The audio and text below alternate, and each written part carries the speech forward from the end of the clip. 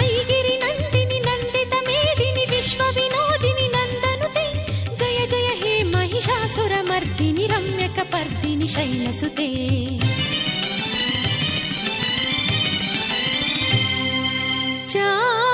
चामुण्डेश्वरि पालय मां कृपाकरि महाबलाद्रिय श्रीराजराजेश्वरी अम्मा करुनाड भुवनेश्वरी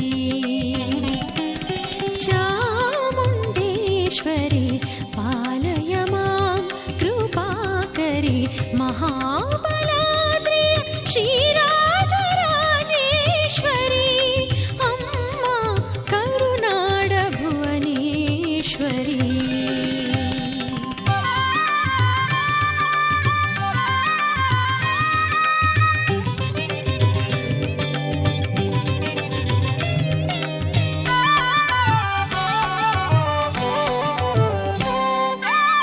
जय शिवशङ्करि जय माहेश्वरि जय जय गौरी ओंकारी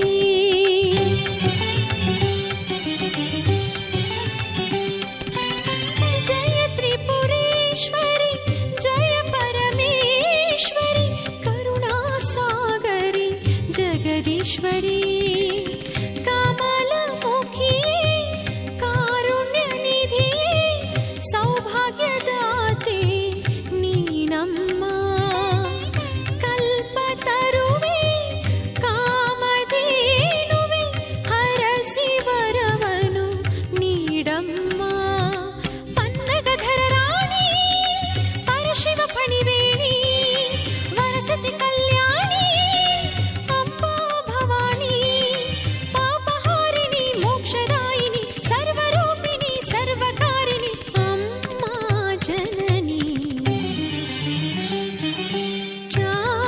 चामुण्डेश्वरि पालय मां कृपाकरि महाबलाद्रिय श्रीराजराजेश्वरी अम्मा करुनाड भुवनेश्वरी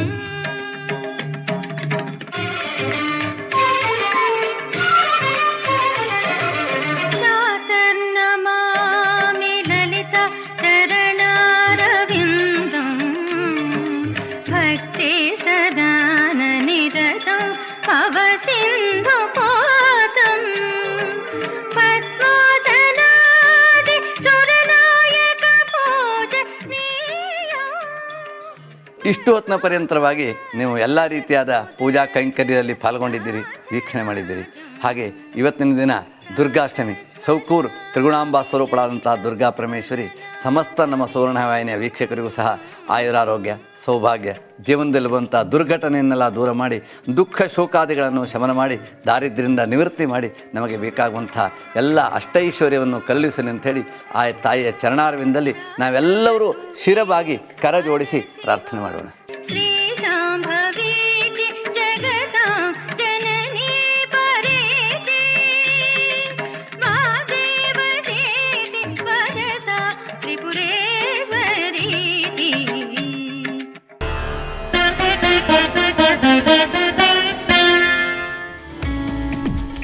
ನವದುರ್ಗಿಯರ ವಿಶೇಷ ದರ್ಶನ ಆಯಿತು. ಇವತ್ತು ಕೂಡ ನಮಗೂ ಖುಷಿ ಆಯಿತು, ಒಂದು ರೀತಿ ಸಮಾಧಾನ, ಪುನೀತರಾದ ಭಾವ. ಖಂಡಿತವಾಗ್ಲೂ. ಯಾಕಂದ್ರೆ ಇಲ್ಲಿ ಕುತ್ಕೊಂಡು ಅಲ್ಲಿ ಹೋಗಿ ನಾವು ಹಿಂಗೆ ಅಂದ್ರೆ ನಾವೇ ಅಲ್ಲೇ ಇದೀವಿ, ನಾವು ದೇವಸ್ಥಾನದಲ್ಲಿ ಇಟ್ಕೊಂಡು ಕೈ ಮುಗಿದಿವಿ. ಅದ್ರ ಜೊತೆಗೆ ನೀನು ನೋಡಿದ್ಯಾ ಸೌಮ್ಯ, ಈ ಮಂಗಳೂರು ಕಡೆ ದೇವಸ್ಥಾನಗಳ ಶೈಲಿನೇ ವಿಭಿನ್ನವಾಗಿರುತ್ತೆ. ಒಂದು ರೀತಿ ನೋಡೋಕ್ಕೂ ಖುಷಿ ಆಗುತ್ತೆ, ಒಂದು ರೀತಿ ಮನೆ ಫೀಲಿಂಗ್ ಏನೋ ಒಂಥರ ಇರುತ್ತೆ. ಸೊ ನಾವು ಪಂಡಿತರಿಗೆ ಮತ್ತೊಂದು ಧನ್ಯವಾದ ಹೇಳ್ತಾ ಇವತ್ತಿನ ಜಾತಕ ಫಲವನ್ನು ಮುಗಿಸಿ ಈಗ ನಾವು ನಮ್ಮ ಗುಡ್ ಮಾರ್ನಿಂಗ್ ಶೋಲಿ ಚೌಚೌಬಾತ್ ಕಾರ್ಯಕ್ರಮವನ್ನು ಆರಂಭ ಮಾಡೋಣ.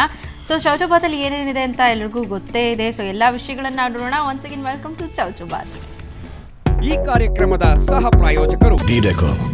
Live beautiful. Your room next. The Fiat Absolute Edition. You can't ask for more.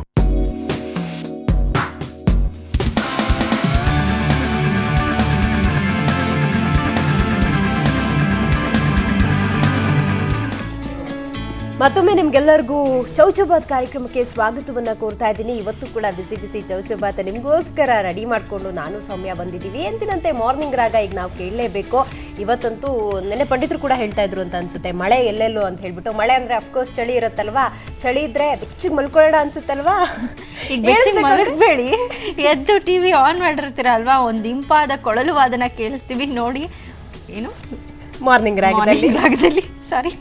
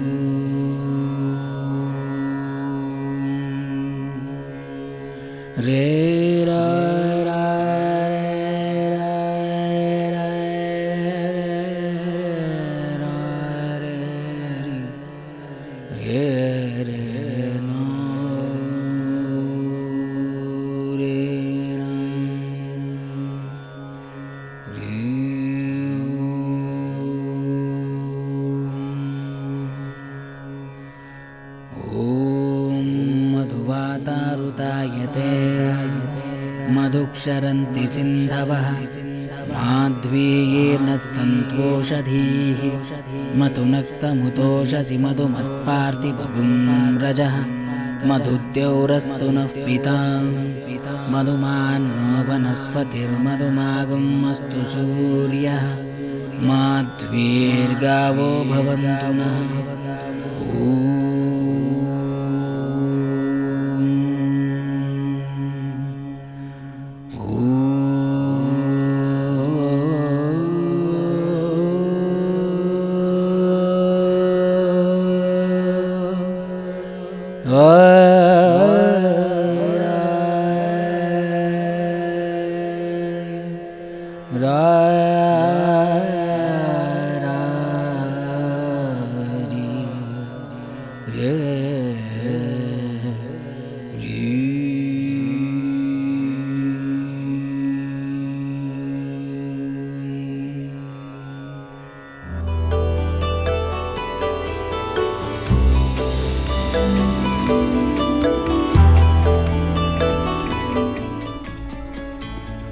ಇಷ್ಟು ದಿವಸ ನಾವು ಕೊಳಲು ನಾದನ ಕೇಳ್ತಾ ಇದ್ವಿ, ಇವತ್ತೊಂದು ಒಳ್ಳೆಯ ಸ್ವರದಲ್ಲಿ ಒಂದು ರಾಗವನ್ನು ಕೇಳಿದಂತಹ ಅನುಭವ. ತುಂಬಾ ಚೆನ್ನಾಗಿತ್ತು ದಿವ್ಯಾ. ಸೊ ಇದೇ ಖುಷಿಯಲ್ಲಿ ಈಗ ಒಂದು ಅದ್ಭುತವಾದಂಥ ಮುತ್ತಿನಂಥ ಮಾತು, ನಮ್ಮ ಜೀವನಕ್ಕೆ ಸ್ಫೂರ್ತಿ ಕೊಡುವಂಥ ಮುತ್ತಿನಂಥ ಮಾತನ್ನು ಕೇಳ್ಕೊಂಬರೋಣ ಬನ್ನಿ.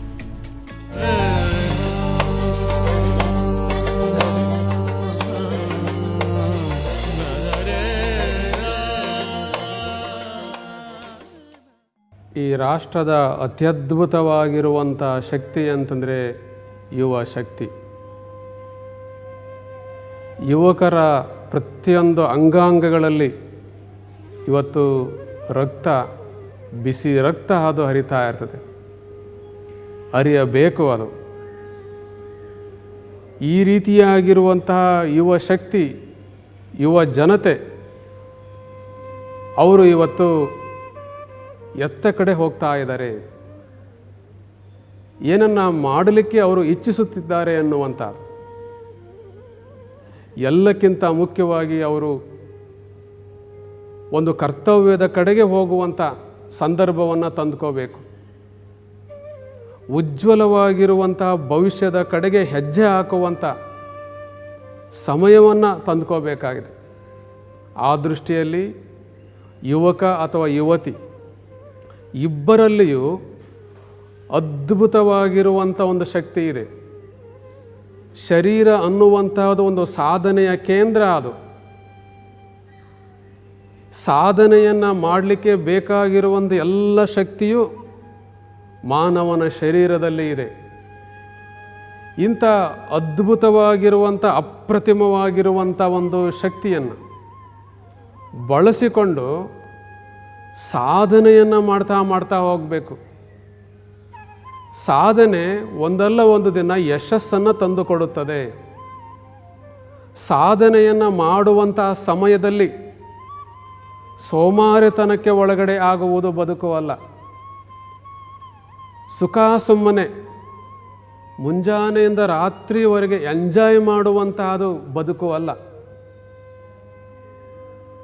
ಎಂಜಾಯ್ಮೆಂಟ್ ಜೊತೆಯಲ್ಲಿ ಒಂದಷ್ಟು ಎನ್ಲೈಟನ್ಮೆಂಟ್ ಉಂಟಾಗಬೇಕು. ಈ ಜ್ಞಾನದ ಜಾಗೃತಿ ಆಗಬೇಕು. ಜ್ಞಾನೋದಯ ಬದುಕಿನಲ್ಲಿ ಪಲ್ಲವಿಸಬೇಕು, ಬರಬೇಕು. ಅದು ಆ ದೃಷ್ಟಿಯಿಂದ ತಮ್ಮ ಒಳಗಡೆ ಇರುವಂತಹ ಅಪ್ರತಿಮವಾಗಿರುವಂಥ ಒಂದು ಶಕ್ತಿಯನ್ನು ಬಳಸಿಕೊಂಡು ಬದುಕನ್ನು ಕಟ್ಟಿಕೊಳ್ಳುವಂಥ ಸಂದರ್ಭವನ್ನು ತಮಗೆ ತಾವೇ ತಂದುಕೊಳ್ಳುವಂಥ ಸ್ಥಿತಿಯನ್ನು ಅವ್ರು ತಲುಪಬೇಕಾಗಿದೆ.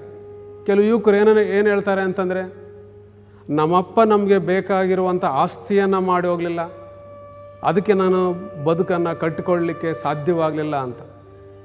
ಮತ್ತೊಬ್ಬ ಯುವಕ ಏನು ಹೇಳ್ತಾನೆ ಅಂತಂದರೆ, ನನ್ನ ಭವಿಷ್ಯ, ಮುಂದಿನ ಭವಿಷ್ಯ ಸರಿಯಿಲ್ಲ ಅಂತ ಕೆಲವರು ಹೇಳಿದ್ದಾರೆ, ಅಲ್ಲಿವರೆಗೂ ಕಾಯೋಣ ಅನ್ನುವಂಥದ್ದು. ಈಗಾಗಲೇ ನಾನು ಮತ್ತೆ ಹೇಳುವಂತೆ ಸಮಯ ಸಾಕಷ್ಟು ವ್ಯಯವಾಗಿ ಹೋಗಿದೆ, ವ್ಯರ್ಥವಾಗಿ ಹೋಗಿದೆ. ಇನ್ನಾದರೂ ಒಂದು ಉತ್ತಮವಾಗಿರುವಂಥ ನಿರ್ಧಾರವನ್ನು ತೆಗೆದುಕೊಂಡು ಉಜ್ವಲವಾಗಿರುವಂಥ ಬದುಕನ್ನು ಆಸ್ವಾದಿಸುವಂಥ ರೀತಿಯಲ್ಲಿ ಪ್ರಯತ್ನಗಳು ನಡೀಲಿ ಅನ್ನುವಂಥ ಒಂದು ಆಶಯ.